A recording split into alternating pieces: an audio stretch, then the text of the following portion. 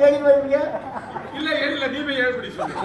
ನೋಡಿ, MLA election ಟೈಮಲ್ಲಿ ಓಡಾಟ ಜಾಸ್ತಿ ಆಗಿ ಭಾಷಣ ಮಾಡಿ ಗಂಟಲು ನೋವು ಬಂತು.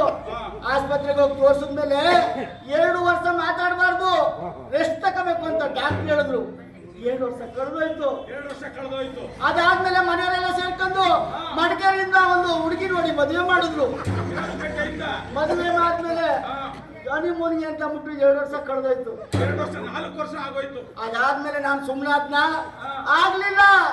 ನಾನು ವಿಧಾನಸೌಧಕ್ಕೆ ಹೋಗಿ ಕುಟ್ಟಿ ಟೇಬಲ್ನ ಕುಟ್ಟಿ ನಮ್ಮ ಜನಗಳಿಗೆ ನೀರು ಬೇಕು, ಕರೆಂಟ್ ಬೇಕು ಅಂತ ದುಡ್ಡು ಸ್ಯಾಂಕ್ಷನ್ ಮಾಡಿಸ್ಕೊಂಡು ಬಂದೆ. ಅದಾದ್ಮೇಲೆ ಗುಂಡಿನೂ ತೋಡಿಸ್ತೆ, ಕಂಬನೂ ನೀಡಿಸ್ತೆ, ಲೈನ್ ಎಳಿಸ್ತೆ. ಇನ್ನೇನ ಕಲೆಕ್ಷನ್ ಕೊಡಬೇಕು, ಅಷ್ಟರಲ್ಲಿ ಎಲೆಕ್ಷನ್ ಬಂದು ನಿಲ್ತದೆ.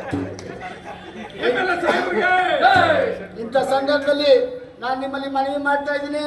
ನಿಮಗೆ ಕಷ್ಟಗಳು ನನ್ನ ಕಷ್ಟ, ನಿಮ್ಗೆ ಯಾವುದೇ ರೀತಿಯಾದಂಥ ಕಷ್ಟ ಬಂತು ಅಂತಂತಂದ್ರು ನಾನು ಅದನ್ನು ಸರಿ ಮಾಡ್ತೀನಿ. ದಯಮಾಡಿ ನೀವೆಲ್ಲ ಈ ಸಲ ನನಗೆ ನಿಮ್ಮ ಅಮೂಲ್ಯವಾದಂಥ ಮತವನ್ನ ನನ್ನ ಗುರುತು ಮುಂದಕ್ಕೆ ಹೇಳಬೇಕು.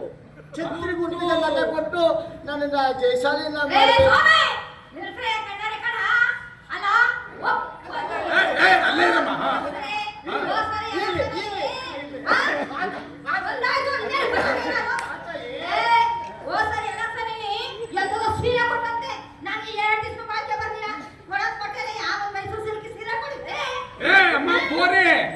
ಸೀರೆ ತಾನೆ ನಾನು ಕೊಡಿಸ್ತೀನಿ ಬಿಡು, ಅದಕ್ಕೆ ಹಾಕಿಂಗ್ ಗಾಡಿಗೆ